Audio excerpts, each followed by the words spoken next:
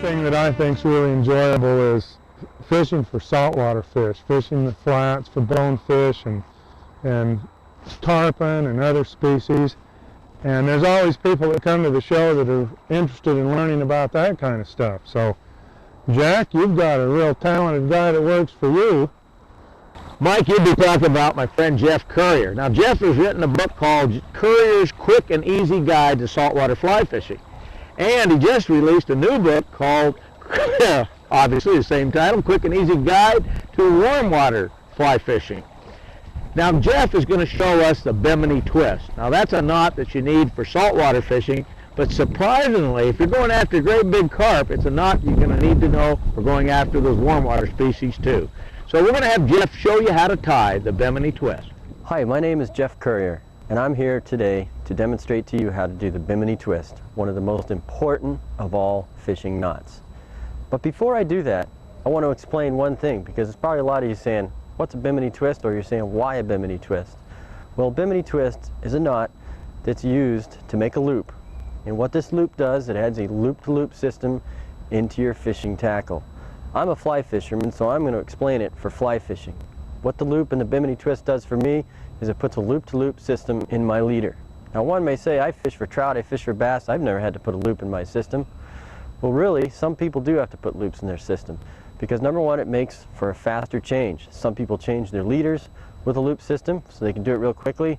Me, what I use it for is when I'm changing shock tippets.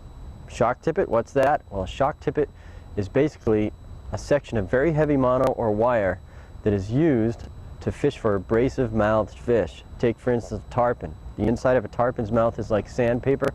His gill plates are like a knife.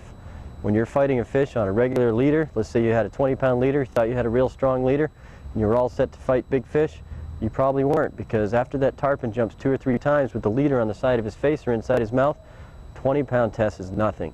So we put a piece of 100-pound monofilament. That is a shock tippet.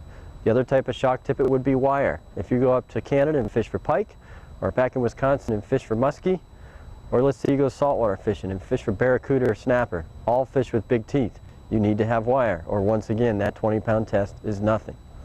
Okay, attaching your leader, let's say the 20-pound leader to the shock tippet, is a little more difficult, and it's a knot that I use an Albright or a Huffnagel, but there's knots that take me a couple of minutes to do. Now, one might say, well, if I really practice this knot, I could probably be out in the boat and do it in 30 or 40 seconds. I can actually do these knots in 30 or 40 seconds, but I still do a Bimini Twist, because the loop-to-loop connection is in 30 seconds. And a few seconds makes a whole lot of difference when you're on the water. Take, for instance, think about yourself on a trip to Canada. You've been going for big northern pike, you've spent a lot of money to get up to do this trip, and you get up there and the fishing's lousy. It's fishing, this can happen. You fish for 4 days and you've caught a couple of pike, but it really hasn't been that good. Finally, half hour before you're supposed to go in for the day, the last day, there's fish everywhere. They're all over the place, and you're going to have a chance to catch that one big fish that's going to make your whole trip. Well, you cast into the reeds, you pull your Dahlberg diver along, fish comes out, grabs your fly, and your system breaks. You lose this fish. But you know, if you get another fly out there, there's another pike waiting for you. Your guide looks at his watch, you look at your stuff, and you start to get ready to put another fly on, and you're nervous, so you're not doing it as fast as you should. It's also windy, and your boat's rocking away. You can't make this change as fast as you thought you could, and your guide looks at his watch again. Well, if you did a loop-to-loop connection that took you 30 seconds, you had your fly already attached to the wire shock tippet, you'd be ready to go and back out there and you get another chance, and probably get the fish this time. So, hopefully that explains the importance of this loop connection, the Bimini Twist, I'm going to show you now. I am now going to show you the Bimini Twist, but I'm going to do it with some clothesline rope so you can see it a lot better. If I did it with heavy mono or something, it would be very difficult to learn. Okay, first thing I'm going to do is I am right-handed, so I take the tag end of my material with my left hand, and with my right hand, I form a loop and put my right hand in the back of the loop here. And I give myself quite a bit. In fact, what I should have shown in the beginning is I take 6 feet of material to do the Bimini Twist, and then I add another 2 feet. 6 feet is about your average person's arm length, and then 2 feet there, and that gives me enough room to do a Bimini on one side of this and a Bimini on the other side. With my left hand, I pull a loop that's about 3 feet long. with my right hand inserted in the bottom of the loop. Okay, I'm going to twist this with my right hand 22 times. 1, 2, 3, 4, 5, 6, 7, 8, 9, 10, 11, 12, 13, 14, 15, 16, 17, 18, 19, 20, 21, 22. Okay, I didn't mention why I'm sitting in the chair. I'm sitting in a chair because to keep this loop tight, I'm going to put both feet in the loop very carefully so that I don't lose the tension. Okay, these are still very tight. I'm holding tight with my left hand to keep it tight, but with my right hand I'm going to take that tag end, keeping my left hand high, and I'm going to start pulling it to make it even tighter. You can see how the loops or these wraps are getting tighter and tighter as I get tighter down, and I'm kind of climbing down with my left hand and my right hand pulling in the slack. So when I go to make this next move, it goes kind of automatically and I have full control. Okay, that's so tight I can't go anymore now. When I move my right hand down, which is I'm going to do, and slightly towards this post here, watch what happens.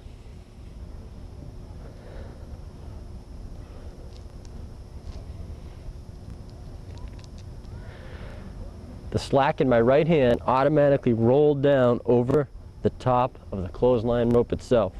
Okay, there's a lot of tension here. If I were to pull my feet out, this thing would just burst. To keep that from happening, I'm taking my finger and my thumb of my right hand and I'm going to hold it into place here.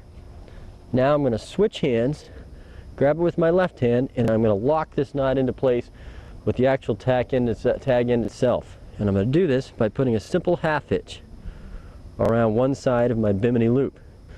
And I'm going to pull this tight. You can see I pulled all the other slack out of it by pulling tight. Okay, I now can hold this with one foot. And I'm going to put a half hitch on the other side of my loop. And we'll call these the legs. So I've done a half hitch on one leg and now a half hitch on the other leg. Okay, pull that tight. Now a half hitch around both legs at the same time.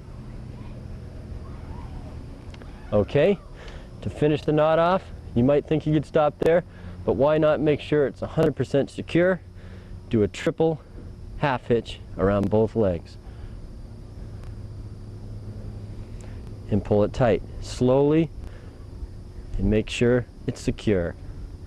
You never want to jam a knot together fast on monofilament because it actually heats up the mono, creates friction, and the knot will not be as strong as it should be. And now you have the Bimini Twist. And notice when I let go of it, it's a little bit twisted up here. That is correct, because now you have built-in shock absorber. When a fish does take your fly, which is just going to be attached to the system, it's got a little bit of stretch here. Most incredible thing about the Bimini Twist knot, let's call this the knot itself. If you do a Bimini Twist in your line, let's say you did it in 20-pound test, this knot is actually stronger now than the line itself. No other knot does that. Now that you have learned a very important knot for fly fishing, let me tell you about my books. These cover a lot of the fishing aspects for saltwater fly fishing and for warm water fly fishing, something that we all should be doing a little more. There's a lot more out there than just trout. And there's more great knots in these books, and they will help you learn the sport. You can order these books directly from our Jack Dennis Fly Shop in Jackson, Wyoming, or you can get it from one of your local fly shops. Thank you very much for watching. I hope the Bimini helps you catch the next big fish.